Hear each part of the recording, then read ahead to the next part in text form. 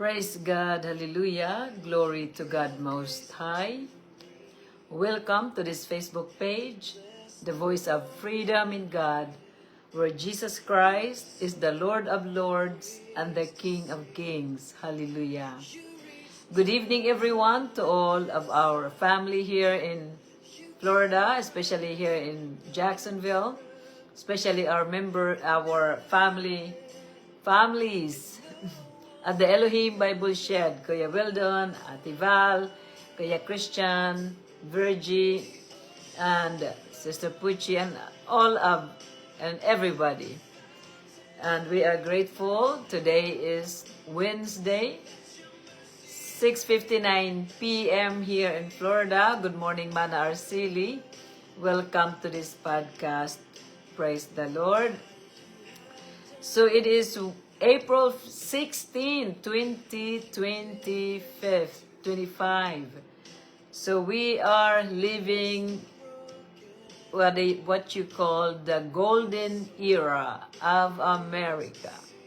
So because freedom has finally been exercised for those who are oppressed, and the poor, the orphan, the widows, and the Christians. That's wonderful. It's a victory.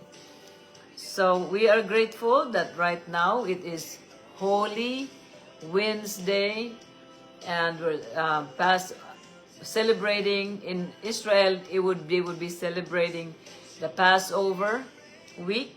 So praise the Lord. But for us Christians, we're celebrating the Resurrection Sunday of our Lord Jesus Christ, after the greatest story ever told, God's love for mankind, which is very urgent. It is important.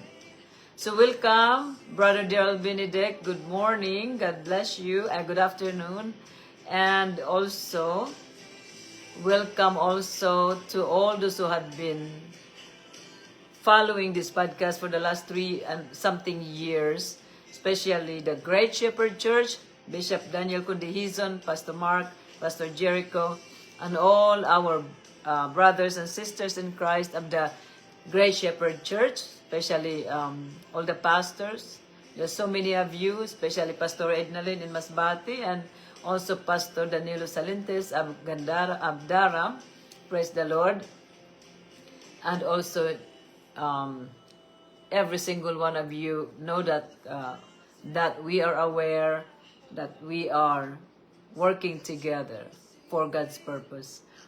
And so welcome also, we also give a shout out to the Lights of God's Glory Church, Pastor Pai Tacloban. Good morning, Tacloban. And God bless all of you. And good morning, Katbalogan. And God bless all of you. And Zumaraga, good morning. God bless you. But here in the United States, everywhere, brothers and sisters in Christ, God bless all of you. So good morning, Salva, and your family. God bless you. May God continue to instruct your heart to do what He wants you to do and not what we want to do. Praise the Lord. So it is 7:02. At 7:03 we are going to pray so that we can go to our text tonight on this Holy Wednesday. It's Holy Thursday, in Asia, right? So hopefully all is well with everyone. So let's see. Let me go to our topic. We will be reading from the book of Matthew. And it is 7:03. And let's go ahead and pray. Hallelujah. Good God Almighty, we are grateful right now for this time that you have given to us. Please bless each and every single one of us and those who belongs to us with the holy wisdom and a sense of urgency to run to you and obey you and abide in you and be able to be utilized or used for your kingdom in these last or final hours.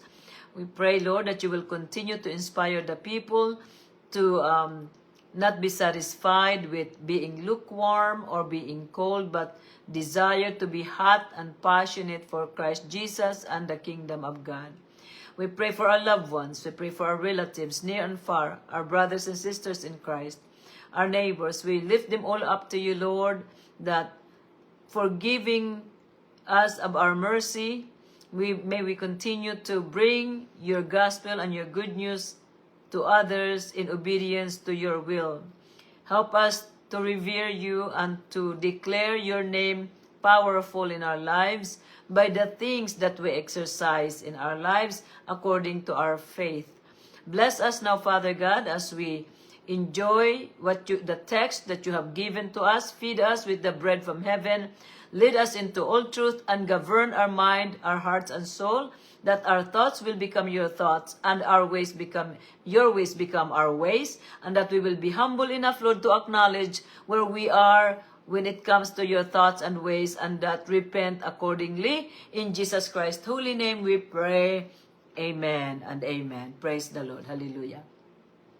So we are grateful, of course, that we have this topic that God has given to us tonight. It is in Matthew 22. My mouth is kind of experiencing tongue twister. So the story about a wedding feast. And that is where we are right now. The parable of the wedding feast. That is what the Holy Spirit has given to us to share tonight. The parable of the wedding feast. In layman's term, a story about a wedding feast. It is going to be from verse 1 to verse 14. Verse 14. So it's all red on my screen. So let's read about Matthew 22. It says that a story about a wedding feast. Jesus again used stories to teach them. He said, "The kingdom of heaven is like a king who prepared a wedding feast for his son." So the kingdom of heaven is being compared to a king who is preparing a wedding for his son. So that is what the Lord is opening the story with. There is someone who is in charge of this big feast or this wedding, and the one who is being honored is the son. And so he said, the king invited some people to the feast. When the feast was ready, the king sent his servants to tell the people, but they refused to come. Like again, I said, the kingdom of heaven is like a king who prepared a wedding feast for his son. So when it comes to the king here, is being referred to as the father of our Lord Jesus Christ, preparing a feast for the followers of his son, our Lord Jesus Christ. So 3, he said, the king invited some people to the feast. When the feast was ready, the king sent his servants to tell the people, but they refused to come. So all these people that were already previously invited, they already know the son, and they already know the king's desire, but when the moment of coming to fulfill their obedience or their complying with the invitation, they were nowhere to be found. They all have some form of excuses. And that is what happened. So these people did not fear the king, meaning they didn't fear the father who was preparing the wedding for the son. And in our story, we know that it's God the Father preparing believers for his son, our Lord Jesus Christ, and that he is sending out his invitation for everyone to come and be smart enough to have a sense of urgency to respond to the invitation while heaven is open. But they refused to come. Verse 4, Then the king sent other servants, saying, Tell those who had been invited that my feast is ready. I have killed my best bulls and calves for dinner, and everything is ready. Come to the wedding feast. The Lord is giving us a scenario of what to expect in heaven, because people think we're just going to be existing, just breathing air and touching each other just like spirits. There will be real feast in heaven. And God is already preparing everything for those whom He has invited. This is not like a pretend playing, eating. This is a real celebration that the Father is celebrating on behalf of His obedient Son, who is willing to take on a wife for the marriage. So it says that everything is ready. Everything is prepared. And where is it being prepared? Heaven is ready. Heaven is prepared. For whom? Let's read verse 5. But the people refused to listen to the servants and left to do other things. One went to work in his field and another went to his business. So the people disregard the importance of the letter of the king. He sent invitations upon invitations. When it comes to God, in the practical application, like my sister Puchi always say, that He sent prophets. Those were her servants, and they killed them. They sent His Son Jesus to come and bring the good news, and they killed Him. Except the final deal was that the human being could not do anything about the Lord Jesus Christ, because death could not hold Him.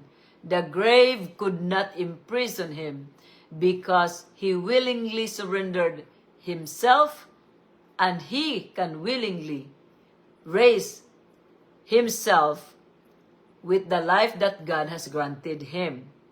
He has the power to do that according to Him. So one went to work in his field and another went to his business. So many Christians believe that they can be multitask their Christianity, their spirituality, by saying a little bit of this, a little bit of that. But what happened with what God was saying in Matthew 6:33, right? Seek first. Seek first. What is that first? The kingdom of God. And then, and His righteousness. So those two things must be exhausted by our time, so that our lives will not be in danger after we die. Too many priorities that are not according to God's delight, they will suffer loss. For what does it profit a man if he gains the whole world and yet loses his soul? So they all went away and busy with business and work and everything, ignored the letter of invitation of the king. Can you imagine if you get an invitation from Donald Trump that you have an open entrance to come? I think you would do whatever it takes when a president invites you. But this is the Lord of Lords, the King of Kings, reading to us tonight, and that He's saying the invitation is open. The invitation is open. Not for those who are already awake, not for those who are already born again, but for those who does not know that God is still waiting for them. Those people who are still entangled with sin in this world, who are marked for God's kingdom. And so we need to bring the gospel and the glory of God to them. And all the children who said they belong to God, who said they are Christians, have an obligation or a responsibility to bring salvation, the good news of salvation, to other people. Not to the same corner over and over and over, but go into the darkness and bring the light. Bring the light. Verse 6, some of the other people grabbed the servants, beat them, and killed them. It was not enough that they have excuses with all their businesses and everything else, but what the king was requiring them to do. And then they did not want to hear these people who kept telling them, the king wants you to come. The king is already telling us that his food is ready. And they got tired of what? Of hearing the alarm that they are invited. So they silenced the servants by killing them, because they do not want to hear the things of heaven. They do not want to hear the king's letter of invitation. So, they wanted to get rid of those people who are carrying the message of the king. So they do not have to be bothered by it or keep hearing about it, so that they don't feel guilty about it. So they might as well kill them. That's what they did. Thinking that they could silence, that they would be victorious of that kind. In verse 7, it says, the king was furious and sent his army to kill the murderers and burn their city. God is holy, and God is talking, and God is calling. And God is looking for the honor that is due his name. He said, I am a father, where is the honor that is due to me? But we're giving it to the money, we're giving it to the job, we're giving it to any projects, we're giving it to everything else. But God is the last. God is like a second-class citizen. When it comes to our relationship with God, we do not want to give God our best. Maybe with the money, we think if we give God the money, we think that would convince God that we are really serious. But what God is after is our heart. Our heart. So God was furious for people who are not listening. Why are they crying to be destroyed instead of being able to come to the feast? Verse 8, after that, the king said to his servants, the wedding feast is ready. So it did not deter God. It did not stop God from continuing with this wedding. He said, after that, the king said to his servants, the wedding feast is ready. I invited those people, but they were not worthy to come. So those people who were already born again, who are already knows the word of God, they already have inclination or idea about God and heaven. But when the time of 100% giving their everything to God, they said, maybe 10% I can, but the rest I have to do something. I gotta live. I have things to pay. They had no faith. No faith at all whatsoever. These people have no faith. They worry so much. They call themselves Christians, but they worry so much. They do not trust God. They're liars, deceiving themselves. They think that they can go to heaven by acting like that. No, they can't. If we treat God like a second-class citizen, well, that is not going to go very well for anybody who is deceiving themselves with their relationship with God. This is true because this is what God desires. 100%. Love Him with all our mind, with all our heart, with all our soul, with all our strength. But we cannot be satisfied with what 80% that we do and 99% that we do, because God is a perfect God. He wants undivided attention from our hearts. There better not be anything or anyone in our heart that steals it from God. Time, energy, and whatever else. So verse 9, God made the declaration that those people who were first invited were not worthy. They did not show respect to God. Instead of listening to God, they killed the people instead to get rid of them so that they don't have to feel guilty and keep listening to invitation about heaven. So they killed them, thinking that that would end it. Must be kidding. Verse 9, so go to the street corners and invite everyone you find to come to my feast. So listen, Gentiles saved by God, by grace, we are those people that God found on the corners. Because the first one refused. Instead, they killed the people who were sent to them. And we benefited from the refusal of this first invitee, the people who were invited. We benefited from the refusal. We became God's guest. So go to the street corners and invite everyone you find to come to my feast. So mercy has been granted to everyone the same when the first chosen one refused. So there is no more first and second. It's all now one, just like the reading last night. Only one body will be presented to God the Father, and that is the body of Jesus Christ. There's no more favoritism. There's no favoritism in the eyes of God. There should not be favoritism in the church, because our God hates those kind of impartial treatment. He hates those things.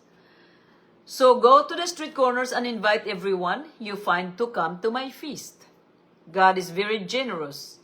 Just because the first one refused, He did not dump everything and say, forget it then.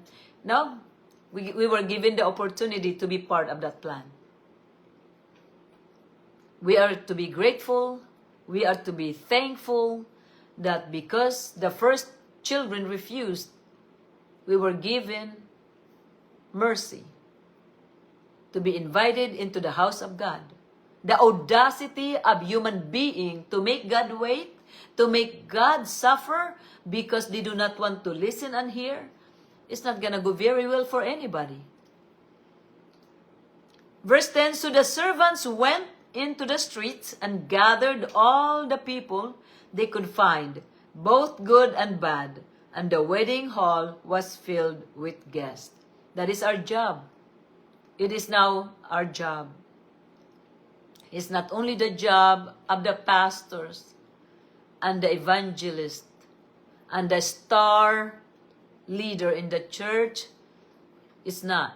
It's every single human being. If you have the Spirit of Jesus Christ, you go to every corner, every alley, every byways. We go and we find the heartbeat of God, are lost people. That is what we're supposed to do. We're not supposed to be just repeating the same place over and over and over again. There is no progress. Where is the growth, right? Where is the growth? God does not like us to be comfortable and get used to the things that we prefer to do. And 11, it said, 10. So the servants went into the streets and gathered all the people they could find, both good and bad. And the wedding hall was filled with guests. Everyone was given opportunity. God doesn't have partiality.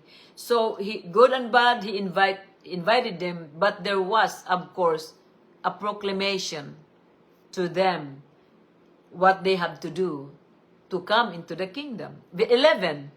When the king came in to see the guests, he saw a man who was not dressed for a wedding.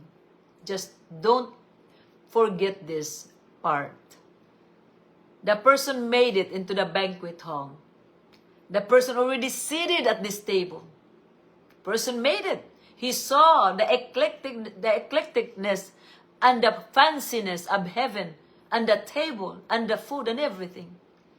He was there. He was there. He made it.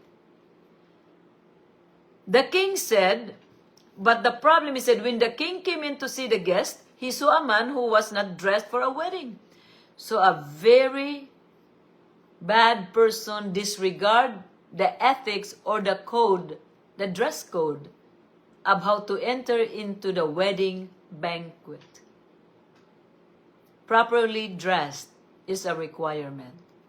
Properly dressed.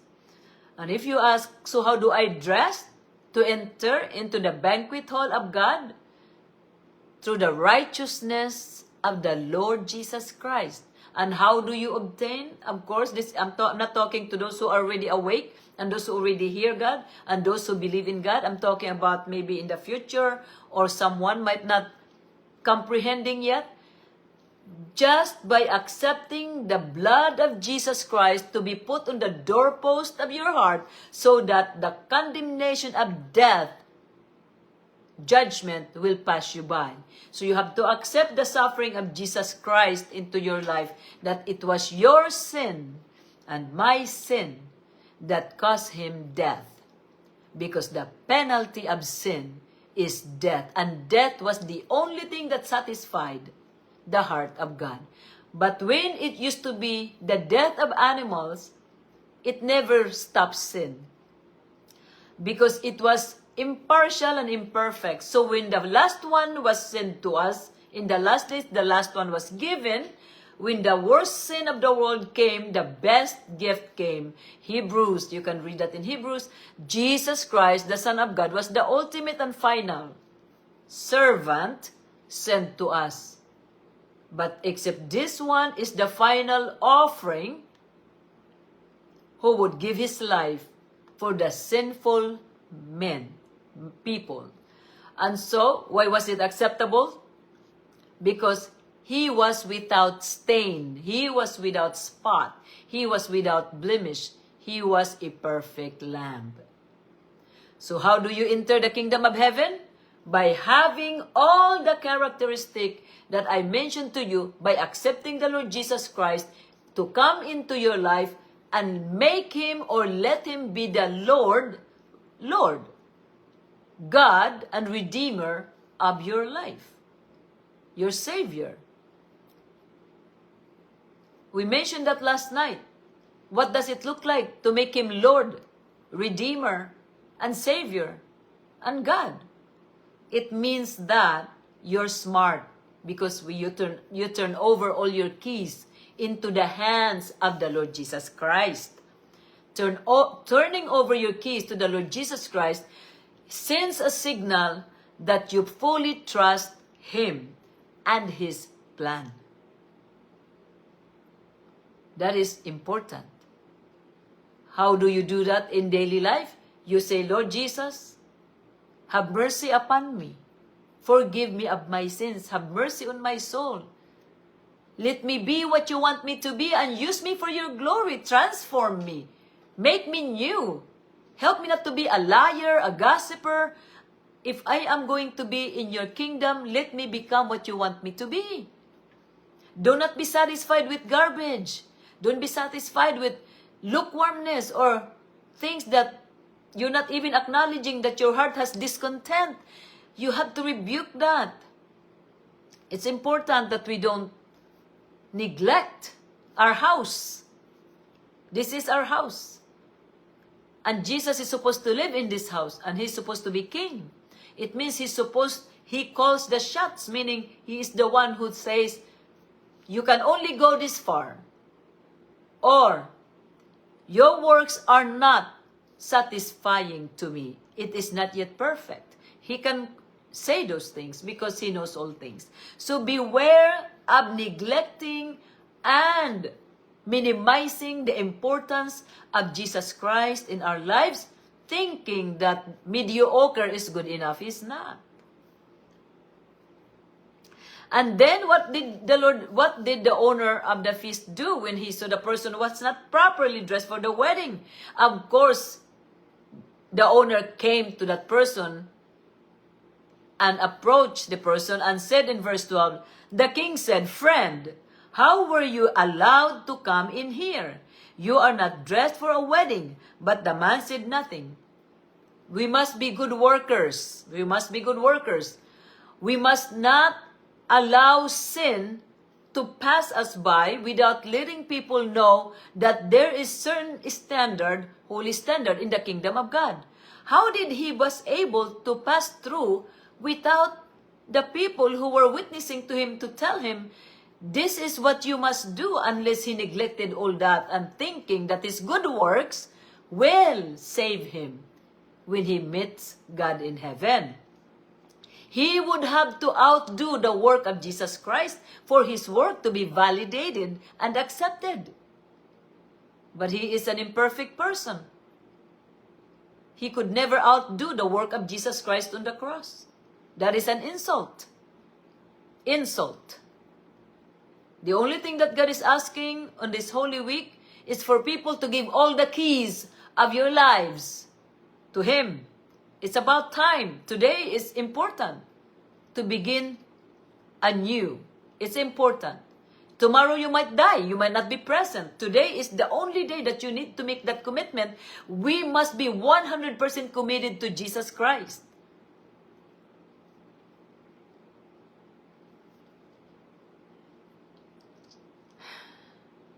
Be dressed for the wedding, because heaven is prepared for a prepared people. Do not neglect the Bible, because you will make a mistake. You might become like that guy, that person who made it to heaven, but they never participate, never able to do anything with it. But be rejected and be pulled out from there and be taken into the darkness where he will grind his teeth and gnash his teeth and grind his teeth. 13, so the king told some servants, tie this man's hands and feet. Throw him out into the darkness where people will cry and grind their teeth with pain. Do not make a mistake in neglecting God and making God a secondary thing. That would be a biggest mistake. If we do not revere God, we don't fear God, and if we are counting the cost in what we are doing for God, we could never outdo what Jesus Christ has done to save us from hell. Because some people think whatever blessing they're getting, they said they are entitled to it because, they've been serving God for a long time. Therefore, they deserve this blessing. No, nobody deserved anything. Nobody. Because your good works and your dedication did not bring the Son of Man down to earth. It was the mercy of God that brought Jesus down to earth to save us. The mercy of God, the love of God. So it is important that we remember never to take God's love and His mercy and forgiveness for granted. You could die anytime. Or the person that you need to forgive could die, and you will be in trouble.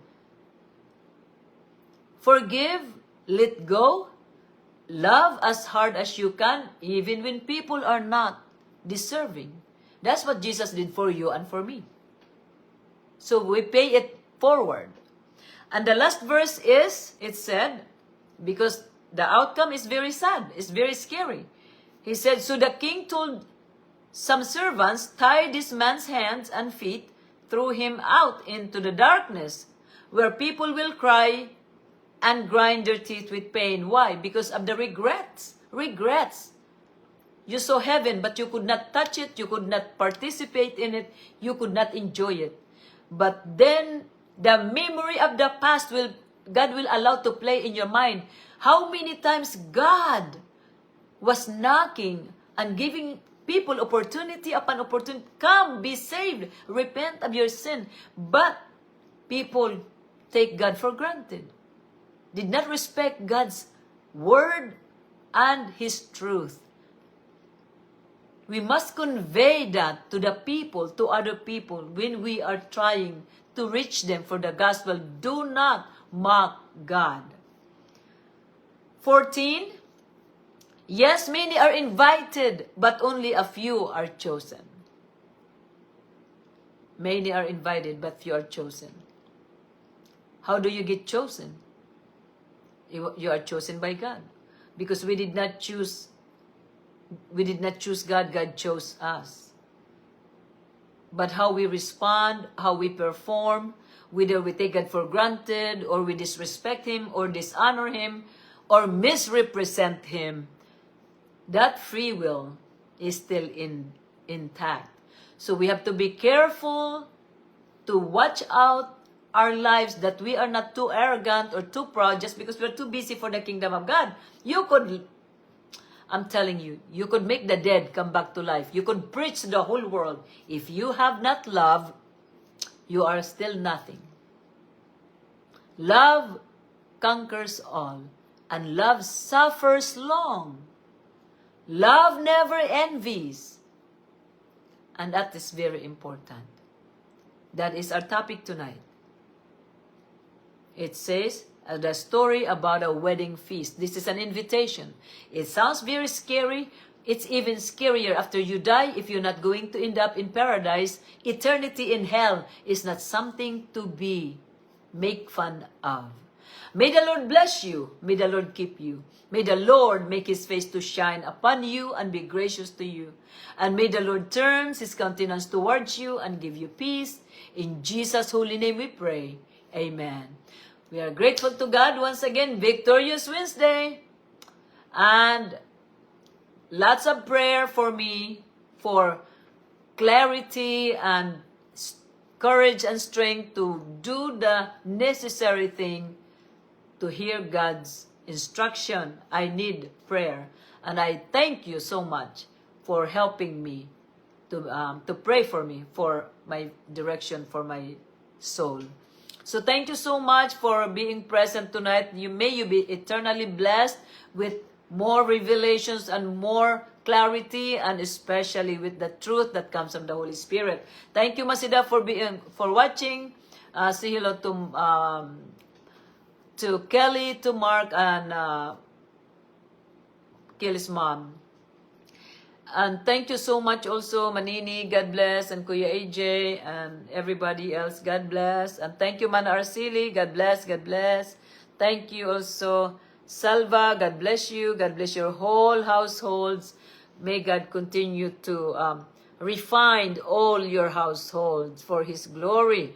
Thank you, Barry, for watching and for helping me today for whatever needed to be done. God knows, God sees, God rewards. And so thank you so much for your patience for some folks.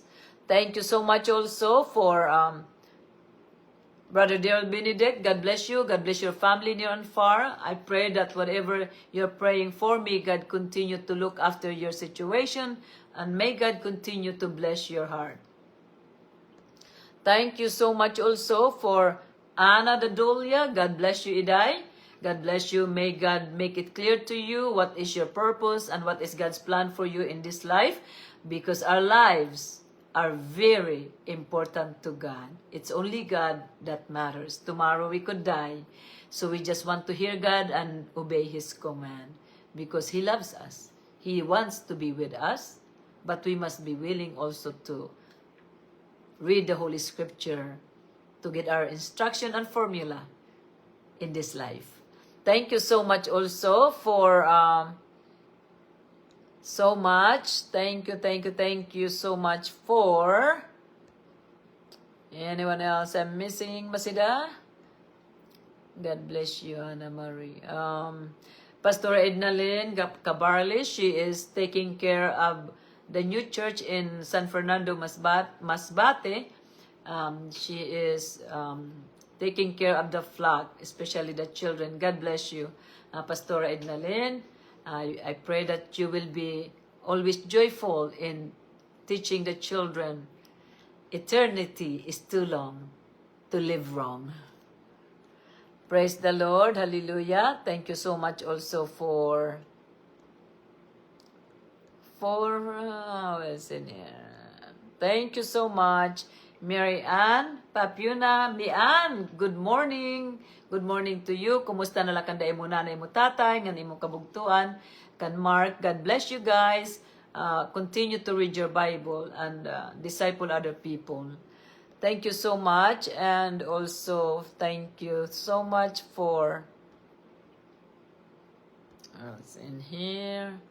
Are we done? Okay, so we are good. So thank you so much, and may you continue to have your own individual, of course, devotion for Thursday, Friday, and may God continue to lead you what is really is significant to study or to engage with, so that we can make our relationship with God and intimacy with God deeper. So thank you so much. God bless you.